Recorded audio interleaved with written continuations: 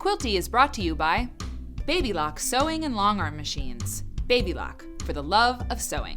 Aurifil. Aurifil Italian thread, perfectly suited for all your quilting projects. Fairfield. Together, we can make beautiful things. Free Spirit. A new generation of creative and playful fabrics perfect for fashions, home decor, quilting, crafting, and more. Hovels Sewing. Cut it close with Hovels. Moda. Make something quilty with Moda fabrics. Thermoweb. Manufacturer of heat and bond adhesives and new luxe interfacings, proudly made in the USA.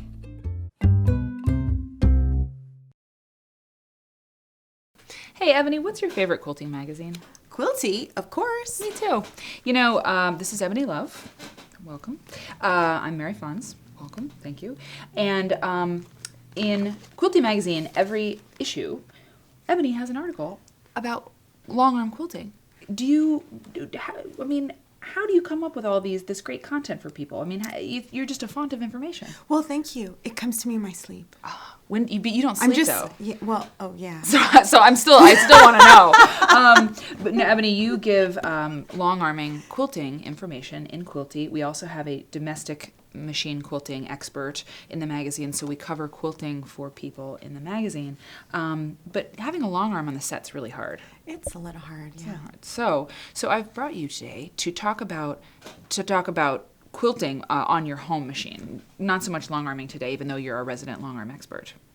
Because you do quilt on your. Do you ever quilt on your domestic? I do on occasion. You know what I love to do on my domestic? What's that? Straight lines. Ooh. Straight lines are really hard on a long arm. Are they really? Yeah. Because you got to do the ruler. You got to do the ruler. Wow. So you have to drag the machine with one hand, hold the ruler with the other. And I got my finger caught in the machine once. That's when you did it? Yeah, that's when I did it. Was it my quilt? It wasn't No. your quilt, no. Okay. So like even if you have a long arm machine, there's times when you want to use your domestic machine. Yes. Cool. So we're going to talk about tips for domestic machine quilting, which I mean there's a lot to know. You got to start somewhere. So what's one of the first tips here? Well, you know, what I did was I just went wandering around my studio, Yes. picking up things that I thought would be helpful, things that I use personally. Great. So the first thing that I love are gloves. Why? So Why? they have little grips on them. Mm-hmm. And I actually started out with a pair of gardening gloves. Oh yeah. But they didn't breathe very much because they were like the whole palm was like rubber. Yeah. And so I couldn't really feel. So and I could feel my hands, and they were sweating, and that was really bad. And I passed out. yeah. It's not funny, but But and I also have like freakishly long fingers. You do have really big hands. And it's really hard to find, and then I get like, I have man hands. I'm sorry, guys. I think that's why you're a great quilter, though, because you have all that So coverage. grip, yes. Yeah. So I found these gloves. These are grabberoos, and they're very thin. Mm-hmm. They have grippers on both sides, so it doesn't matter which way you turn the glove. Awesome. And that just helps you grip the sandwich, so Right. you can kind of hold it and navigate as you're free motioning. It's amazing to me when I'm machine quilting how much better life is with gripper gloves on. Because the fabric is smooth and it's a lot of layers, and you got to have them. Get those. So that's the first tip. Yes. What are these crazy things? These are tools for marking designs. So if you're kind of nervous about actually doing free motion and you can't think of like, what am I actually going to do? You can use stencils and templates and draw your design, basically mark your design before you quilt. Right. That's pretty cool. So what I would probably do is, like if I was using one of these, I've never used one before, but I would start it in the corner and trace it, and then I'd just turn it like a little bit and sort of keep a repeat going. You could really have fun with those. And Yes. if you have a kid who's old enough to like trace and draw, they'd probably like playing with these too. Ooh, like yes. while you're doing your thing, they can play with too. And then you can quilt a little. Yeah, right. So to Those are use cool. these tools, you need to use some sort of marking tool. Yes. And I typically prefer to mark with chalk. Aha. But sometimes chalk doesn't work well on a white surface. Yes. So I use these water-soluble pens, and I am really nervous about marking anything on my quilt. Just really just skittish about it. But you can what if it doesn't come out? Yeah, what if it doesn't come out? So you could just use this blue line pen, and I like the water erasable ones because they're just really fantastic. And then let's say you right? Uh-oh. That's going to happen. So there's this really fantastic product called Blue Line Eraser. Okay. Which you can get, it's in this like nice blue bottle, but you can get this applicator pen. Yeah. And you just kind of lightly. That is too cool. And the line goes. Okay. Bye-bye. Forget the templates. The kid wants to play with that. That is amazing.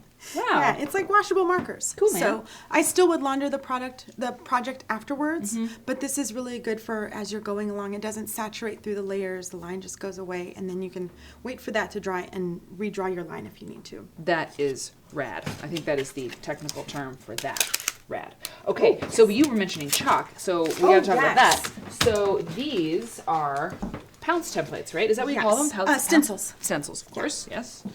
So these are stencils, and I love these stencils because I forget how they do this, but it's like some sort of laser etching thing. Yeah, burning. But it's this really thin material, and then they etch the design through it. So this is like freehand leaves, but it's actually a stencil. So cool. So this is how it works. Yeah, so you've got this darker fabric, and you lay this on, and I'm going to have you do this, Maddie. I really like it. So, there's two types of pounce. One is a white pounce, which is an iron-off pounce. So once you are done, you take a hot iron, you follow the instructions, and you iron it away. The blue pounce is a washable pounce. So you guys are going to love this. And the pouncing is this is a swipe stencil, so it's a pounce pad, but this stencil is a swiping stencil. Do it like this. So I'm going to swipe. So this is full of chalk. Yes. I'll go like this. Swipe the design. And I love the swiping because it doesn't send up dust. Yeah. Ooh. Sorry. Doesn't send up dust into the air. So you can see the design in there. All my little leaves are in there. Yes. And then it just brushes away. Yeah. So cool. Or this one. I like doing this. Yeah. I love it. I'm sorry. I shouldn't overpounce your pounce. That's terrible.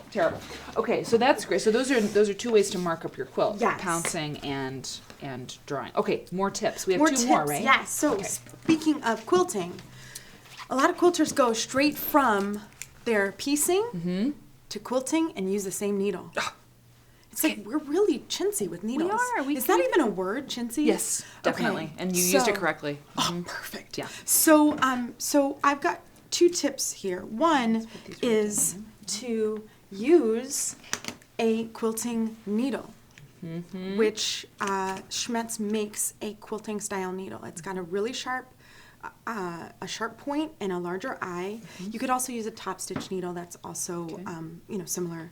But I use a 75 needle for piecing. Yes. And a 90 needle for quilting. Interesting. Because for quilting, you need a more substantial needle because you're going through more layers. You're moving at a faster speed, and particularly if you're doing free motion, you've got more. You don't want the needle to deflect as much as you're quilting, so you need a stronger needle for that. Interesting. I use a 90 or 80-20 needle for piecing. That's usually. okay. Yeah.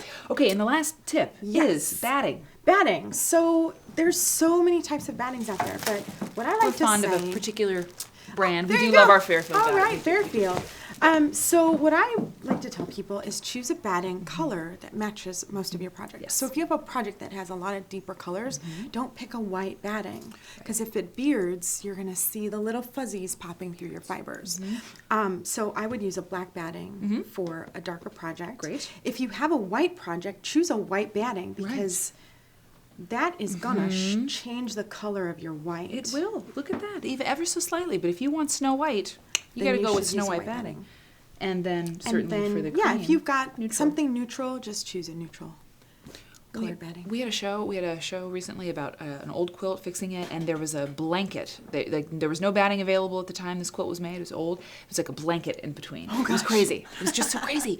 But today you don't have to do that. Hopefully you can buy the great Fairfield batting available. And match it to your project. It's a recipe. Your quilt has a thread recipe, patchwork, piecing, quilting recipe. Great tips for quilting at home. I knew you'd do it. I mean, there you go. You're magic. So, see you next time on the show. Thanks, Ebony. You're welcome, Mary. Bye. Quilty is brought to you by Baby Lock Sewing and Longarm Machines. Baby Lock, for the love of sewing. Aurifil Italian thread, perfectly suited for all your quilting projects. Fairfield, Together, we can make beautiful things.